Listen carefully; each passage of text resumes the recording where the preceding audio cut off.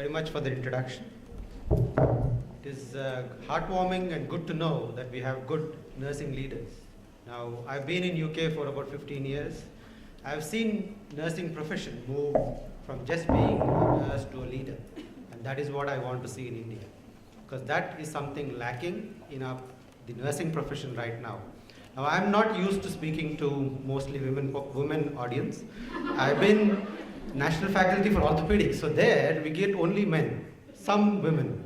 Okay, here it's the opposite, but bear with me for that. Okay, I'll try to do the best. Now, I'm going to talk about quality in surgical nursing. Quality in surgical nursing is my passion. I've been an anesthetist in my past life in a way. I've been a surgeon. And I've also worked in UK where the WHO checklist was introduced. We've had various, comments about it when it was introduced. That's been introduced into India for some time now, but it's been embraced more often now. I think that's what we're going to talk about mostly. But what is quality? Quality is an optimal balance between possibilities realized and a framework of norms and values. So we need to have a framework to which we to work for. Now, quality in healthcare is about providing safe, effective, patient-centered, and timely and efficient service. All is based on providing an equitable care to everybody. Safety is the foundation on which all these are built. Now, organizations like the JCI have provided that framework on which we can work. So you can use that as a framework, but please don't use that inspection time as the time when we do an exam and then stop practicing those things. That is what I see often in most hospitals. I don't want that to happen. When I joined this hospital, I brought in the surgical checklist with me before the JCI even came in. So patient safety, as the Institute of Medicine said, is prevention of harm to patients, and it's indistinguishable from delivery of healthcare in our society. A strong foundation is needed for any institute. So you should have a system in place for good surgical care delivery. And that should include steps which will prevent errors, look at all our perioperative episodes, make sure that we learn from those errors. And we should develop a culture of safety among organizations and healthcare professions. And most important of that group, I think, are the nurses, because they are the first point of contact and they can do a brilliant job in surveillance and coordination. I'm yet to see as a nurse here who would question my, whatever I say. They have never told me, sir, you're doing this wrong. That I would see very often in UK. And that is the sea change I would expect from you people. And that is what will drive healthcare for the future. Physicians and surgeons, well, we initiate things, but we get in this particular setting, in Indian setting, I think it's more important because we are busy with various things. We can make mistakes. We are human. So please correct a surgeon when he is going wrong. We can save a life. Allied care specialty is very, very important. X-ray technicians, everybody else, they need to be also in the loop, not just nurses and surgeons. Part of patient education was blank. That means he signed his life away without even looking at what he's signing for. And I think it's a patient's responsibility to say, what am I signing for? Everybody is important in this, because if you see even one block is removed, that whole building is going to be collapse. Okay? So we should have a place where you have freedom from accidental and preventable injuries, and providing good health care without any errors is what we're looking for.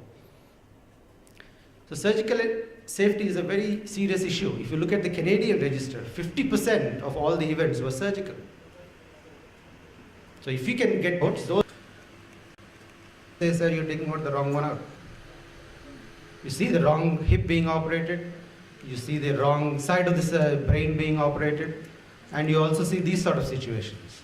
These sort of situations is what hurts me the most, because whenever I finish my surgery, I'm yet to hear a nurse telling me, sir, the swab count is correct, the instrument count is correct, and these are correct. That attitude should change. Now, surgical errors, this is an advertisement by a law firm in US. So they are waiting for errors to occur. So don't let it happen. But one important thing in this whole slide is that they have mentioned about patient responsibilities. If you look at that slide, it tells you what to do when you go to a hospital. I think that is an important point. It struck me when I was looking for these cues when I was preparing the talk. Why do errors occur? It could be environment, it could be the machinery, it could be human.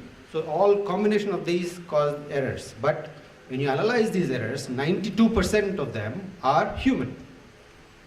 So we can avoid 92% of errors. We cannot change the human condition, but we can train people. It can happen. Why do they happen? Because you're in stress, you're fatigued, overload, emergency, unfamiliar situation. That is a very important thing. If you look at one of the air crashes which happened near Nottingham, where I used to live, the pilot was always very experienced pilot. They changed the switch for this plane he was driving or flying on from this side to this side. So he was a bit tired and he flicked the switch. So the landing gear did not open. It crashed and died. And they have learned a lot from errors. And some industries have done very well. Industries like power industry, industries like nuclear energy, industries like aviation industry. They have done very well by looking at their errors and improving their structure. They have worked on what is called a Swiss cheese model, where you have blocks of cheese. If you think of blocks of cheese, there are holes in it. Every system is like one block of cheese. Every system has loopholes in it. If these lines line up, you get a disaster.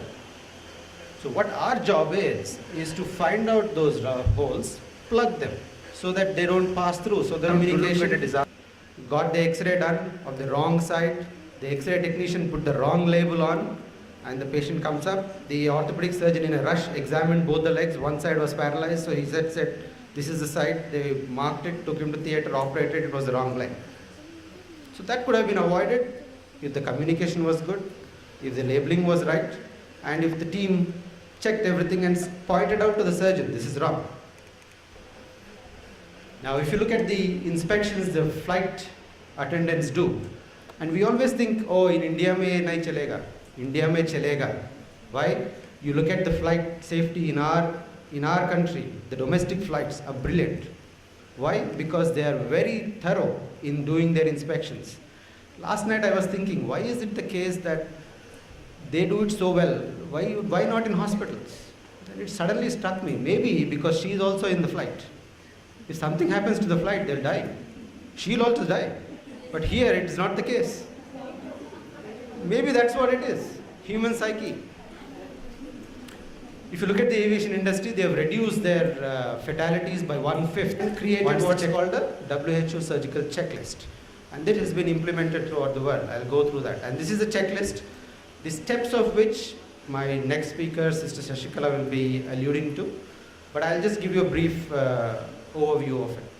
Now, the 10 commandments of safe surgery are correct size, correct patient, harm from protecting from anesthesia, we should stop that, protecting them from pain, life-threatening conditions should be recognized and handled, and the team will organize and recognize and effectively prepare for possibility of high blood loss, so you're prepared for it, you stop any adverse drug reactions and minimize the possibility of surgical site infection. That is a very important point. Surgical site infections, you hold the key for it. So unless you take that as an initiative, it will not go forward. And retention of instruments of sponges, again, nurses come very, very much in the role there. Identify all surgical specimens, send them off. They've had episodes where the specimen is lost and the patient goes for surgery, has a surgery, comes out with no result because the specimen is lost. Who is responsible? Everybody is responsible, not just the surgeon. I think stop blaming the surgeon only for doing that. It's not the surgeon who takes it to the lab. It's not the surgeon who labels it. Now, as an anesthetist, I was always told anesthesia is like, a flight. Takeoff and landing are the most important steps. The middle part is the surgeon's job. Forget about it. So if you look at it from that point of view, when you're taking off, before anesthesia, check everything. Do all your checklist.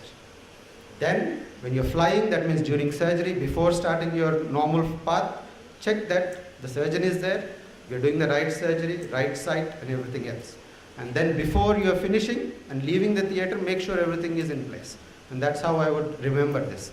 Pictorially, it's easy to remember, that's why I put these pictures up. Okay, completion of checklist is a responsibility of each and every one. And safety is for everybody's business, it is not one person's business. So completion of checklist, standards to be met, it's not intended to be part of any healthcare records, but it is intended to improve safety. It is a value not reflected in completion of the form, not just ticking the form, but actually checking it and then ticking the form. So don't tick and flick.